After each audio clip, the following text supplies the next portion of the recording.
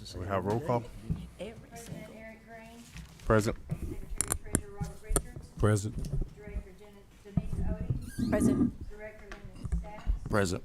Director Maria Gagacha, Director Michael Corzo. Present. You have a quorum, President. Agenda item number 5, public comments. We don't have any public comments. Agenda item number 6, consent to agenda.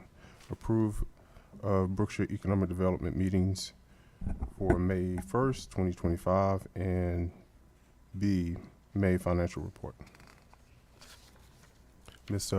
Notley, do you have anything to report? Nothing to report for the financial report. I have nothing to. Okay.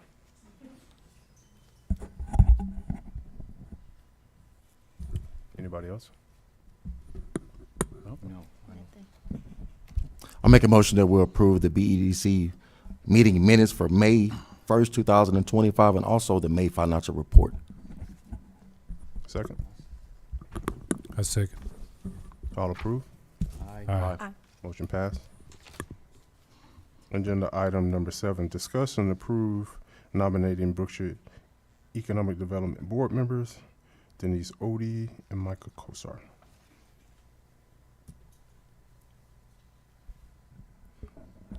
Now, This, what positions are open? is this a reelection? I mean, this, It's really just a recommendation of council. They'll make the appointment, but I think y'all are trying to decide who you'd like to propose as new board members. Is that where we're going?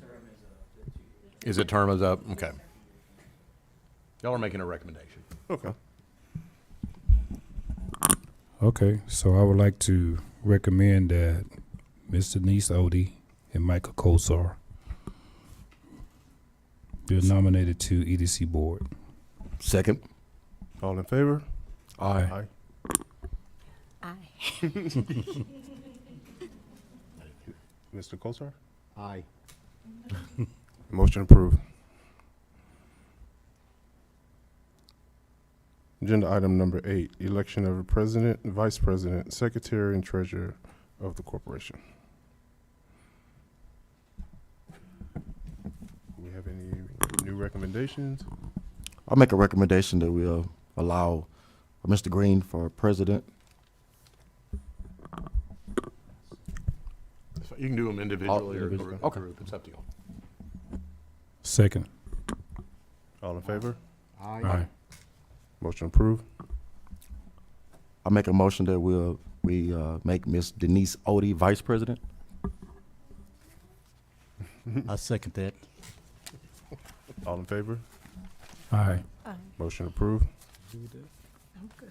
Are you good with that? Okay. It was just a surprise. And secretary and treasurer. I'll make a motion that we make Mr. Michael Kosar secretary/treasurer. A second. All in favor? Aye. Motion approved. Smooth sailing. Agenda item number 9, discussing possible action getting tables and restrooms for the amphitheater.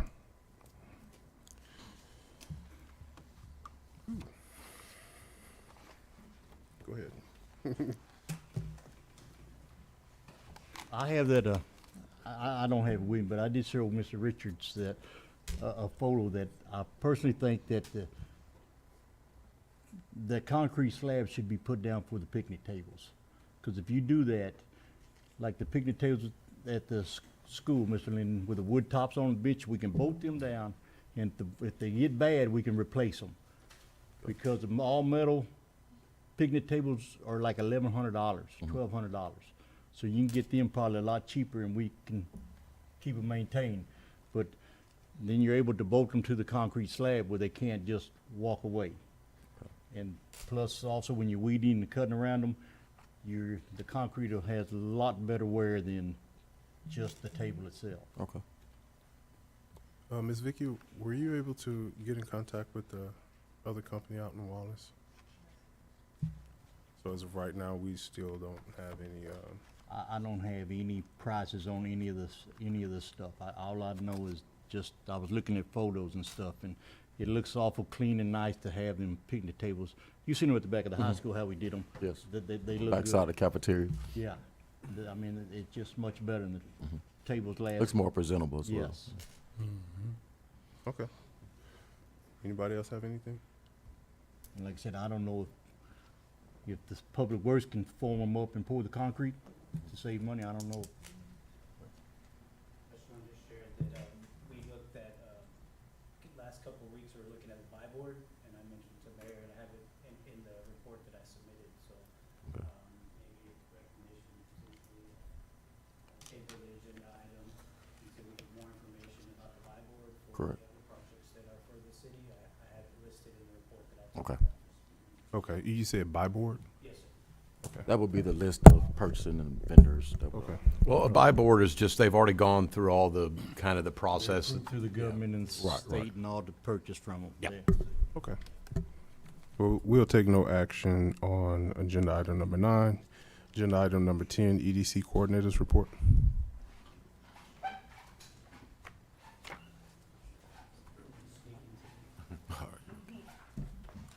Good evening, Mr. President, board members, attorney. Just have, if you have any questions on the report that I submitted, I can go page by page if you'd like. I wanted to share that there is a little bit of redundancy in your packet. Miss Not, in your financials, you'll see that what was submitted to you all is also in my report. So if you all can just let us know if you'd like to see it in the report or with the financials. I'm okay either way, however the board would like to move forward with that. On the first couple of pages, you'll see some daily activity that's gone on throughout the whole month or the entire time that I've been here to date, at the end of April and all of May. And then after that, there's some information dealing with the city's tax abatements and the tax rebates that have been submitted. You may ask, why is EDC looking into that? Sometimes it affects our budget whenever we are looking at some of these Chapter 380 rebates that have been given to some of the companies, with more specific Hyundai. When I went back and looked at all of the ones that you see there, we noticed that Hyundai has expired, and more recently, after speaking to Ms. Knott, we noticed that the sales tax revenue that comes from the comptroller's office nearly doubled because of that, the ending in that agreement. So just taking notice of those types of things, and so that the city's budget is properly noted as well in the increase of those types of revenues, and then the EDC's budget as well, taken in that consideration. After that, you might see some information dealing with the TERS, number 1. I was asked by the mayor and EDC president to look into that as a priority and identifying where we're at with it, where Mr. Esch left off. It looks like he did do some great legwork in getting it to the comptroller's office for the outstanding reports that had not been submitted. So that looks like it's been taken care of. However, there's still a payment that needs to go to LGI Homes. So we're doing the research on that, working with the finance department to identify where we are at specifically. We had to do a little bit of research. We located a flash drive in a file folder that contained a lot of this information, so we're having to go through all those documents. Essentially, the agreement should have had started in 2007. It didn't. Took about 10 years for it to come to fruition. I think, don't quote me on the dates, but somewhere 17, 18 it started. The agreement goes to about 2036. And so, again, taking that into consideration, that nearly a $200,000 payment of the ad valorem tax revenue that the city receives goes to that company because of the TERS agreement that was in place previously. And just wanted to bring that to your attention. We didn't have much information. I did some research. I found that report that you have in front of you on the comptroller's website, and it doesn't give us who authored it, who prepared it. But we do have some good detailed information that gives us a starting point as to where we're at, what we're looking at. We just need to collectively put it together, have someone from the city be the administrator of it. What I don't believe has occurred fully is the board for that board. the board, the members for that board. I think some council members were approved, but there also has to be other individuals outside of council on that board. The agreement states that, so I think it's missing 2 individuals. So we want to revisit that and just kind of get back into compliance with it. Let me see what's I after. have a question. Yes, sir. So the $200,000 taxes will be up through 2036 payments? Initially, when we read the document, it was about $3 million that it was going to be a reimbursement. After the 10 years that lapsed, I think it went to $8 or $9 million. So that payout is within that time frame. So we're trying to work to get a schedule of what that looks like. That's a template of what occurred up until 22. Ms. Knott did notice a payment go out last year, somewhere around the range of $225,000. So estimating about $200,000 a year. That All the is- way through 2036? we believe so.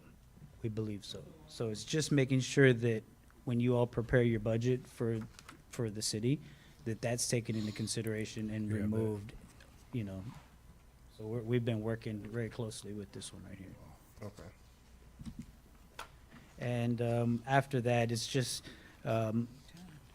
providing some information on what we're doing with our pre-development meetings. Anyone that comes in, we want to welcome them. We want to just bring a different environment, that this is, we're open for business, but if you look at that last model that we created, what that is just identifying, some people are visual learners, and sometimes we just really need to see all the entities that are involved to pull a permit, whether it's residential or commercial here in the city of Brookshire. So we created that, and we're using that as a model to show as an image for anyone that wants to come in and do a permit. And then that last piece of the process enhancement is the buy board that I was referencing. And this buy board essentially, like attorney said, it streamlines the processes for procurement. They've already been vetted. Even if the product or service is over $50,000, this is a service that can be used. And I know that the council and the mayor have many of projects in place, and I think this could just be an avenue that we can use to kickstart some of those projects.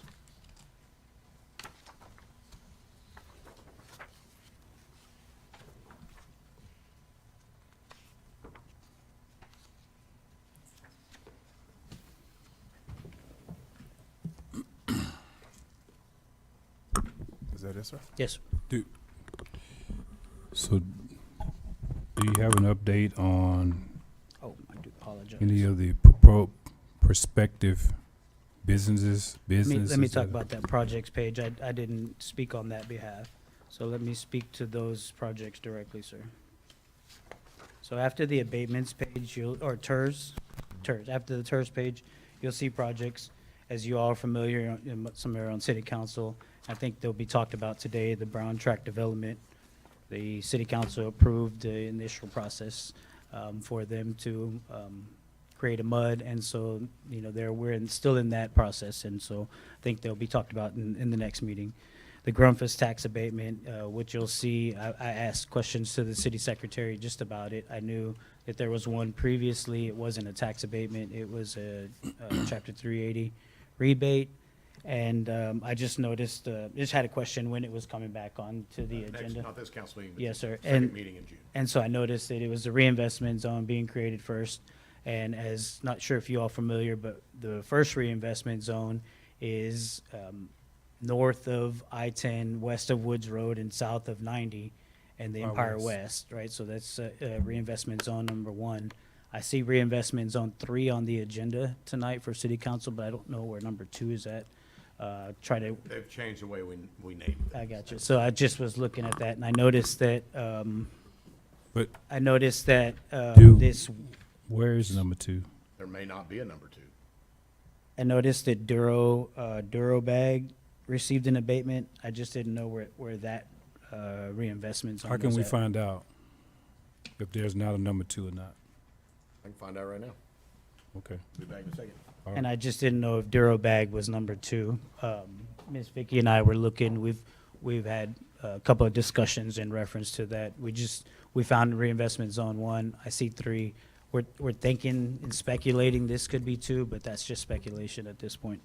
So let me get back to the projects page, sir. So that's the ground first agreement. Ace Hometown Hardware. So as you all probably heard previously, Ace Hometown Hardware wants to put company here that have that business here. We know that we do have one here downtown.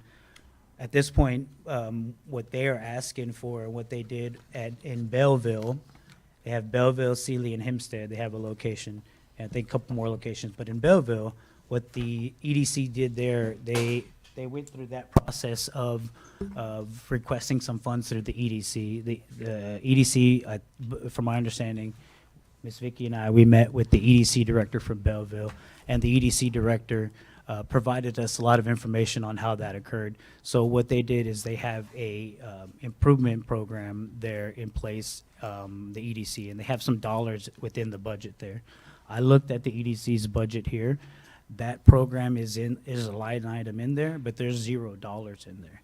So at this point, I don't believe that I'm not sure if we have enough time, but we can create the program and send it to attorney for review. However, the program's not in place at this point, and it would have to be like maybe a budget line item transfer to get some dollars in here. However, in speaking with the mayor, if we don't have it in place at this point, then maybe come to the city council and see if it's the reverse, right? How can the city council provide an incentive to what they're trying to do?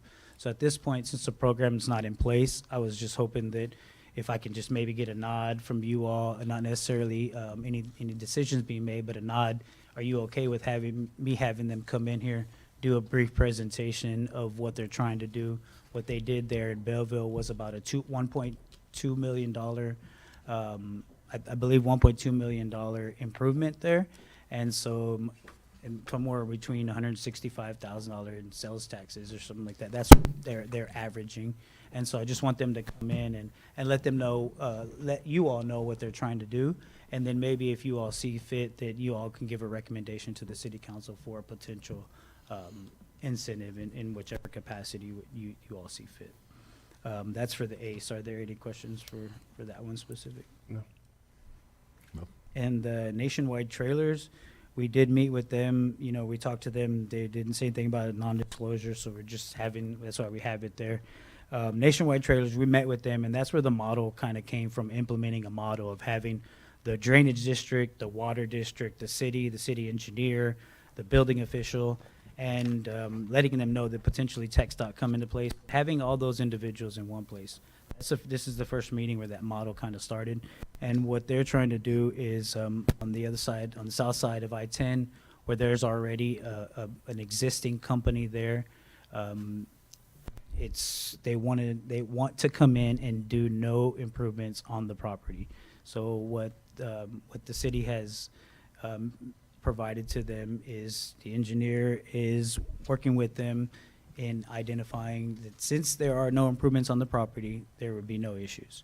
BKDD, since there are no improvements on the property, there will be no permits required, and they'll move forward. They have one building on the property. It's a little small trailer. I believe they'll be operating out of the fire marshal, or the building official didn't have any issues.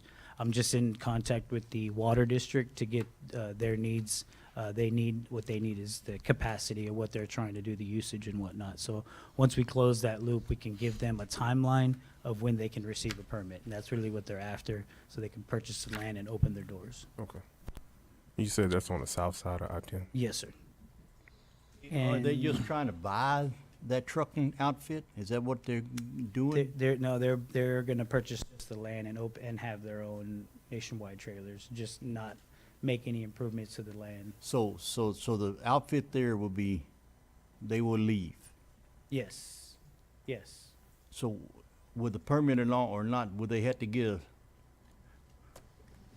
a seal of occupancy, Yeah, certificate of occupancy at the end, once everyone approves. So once the BKDD approves or mentions that there's no permit required, once the water district gives the green light and signs the permit application for the city, then that's what, they'll get the CO if they meet all criteria. Because I sort of know where that place is, but I want to think they have an office already there. It's a small building building. there, Yeah. and we talked to the Bureau Veritas. Bureau Veritas didn't have any issues with it either. Well, do they plan on taking that No, it's gonna be their office as well. as their office as well? So Sir. what was the trailer we was discussing, having the fire marshal come in? Were they gonna bring It's an just extra because it's trailer? not the fire marshal, building official, just So- check the internal. It's the same building. Yeah. We're talking about the same Same building. building, Yes, same sir. thing? Yes, Okay, sir. that's fine. I don't have. And just so you know, there's a potential rug manufacturer that's looking to come to Brookshire. Right now, it's just in the early talks. They mentioned that they had a hard time getting in contact with someone and helping them with the process, and we just told them we'd help them along the way. That's all the information we have at this point. It would be south of 90, north of I-10 on 1489. Okay. How long have they been trying to get in contact with him? Do you remember what they mentioned this week? They just said they had a hard time getting in contact. Yes, sir. Okay. And then this last one is a mixed-use potential project right here at 914 Purdy. They're right across the street at 915 Purdy. There is a mixed use where there's some commercial fronts right behind it, some apartments, I believe. And so this gentleman wants to do something very similar, or maybe a mirror image, but a little bit more upscale. And so just wanted to see if about getting a nod of heads, maybe about seeing if that's something that you're interested in, so that they can come in and identify what their potential design might be. That's a really old building. As long as, I don't see an issue with it, as long as it's within the ordinance. So he's not trying to do anything to the building. He has 914, I know. and he wants. If he's trying to mimic that, Yeah. I don't know if an ordinance will allow Oh, it. I see. I see. Yes. Well, he would have to comply with all of Yes. those. Absolutely, absolutely. He just wants to know if that's something that you all are interested in seeing here in the city. That's all I have. Okay. Thank you, sir. Thank you. Agenda item number 11, future agenda items. Mr. Colstar? The restrooms for the park Okay. and the welcome to Brookshire sign. Okay. Ms. Odie? He already. None at this time. Ms. Vicky, do you have all of that? Oh, I have one other. Yes, sir. And it may not be an EDC issue, but the bricks with the name on them Mm-hmm. that we discussed about out front. I don't know if that's an EDC, if that's a Yeah, there will city be council. talk, there will be city council. It's a city council, okay, that's, Yeah, y'all can get involved in infrastructure and stuff, but that's really, that's decorative. So that's, because like I said, I know that's been brought up for a year now, the bricks, and it needs to be done. All right. Oh. Agenda item, One more. I'm sorry. Yes, So for next meeting, you mentioned the restrooms, Yes. but are we gonna talk about the benches that he was talking about getting? We can put that on We there, can put it on there. Ms. Vicky. I see that kind of, and since we're bringing more information as a standing agenda item until we resolve it. Okay. So can we put that on? The benches? It'll be on there. Yes, ma'am. Agenda item number 14, adjournment. Make a motion that we adjourn. Second.